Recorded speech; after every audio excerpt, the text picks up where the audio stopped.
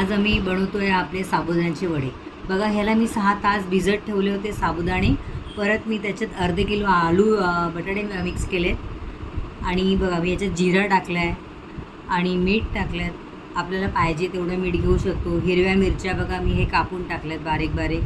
त्याच्यात मी कोथिंबीर टाकल्यात, कढीपत्ता टाकल्यात बघा आणि मिरची पावडर ही ॲड केली आहे मी। आता ह्याला मी एकदम चांगला मऊ मळणार।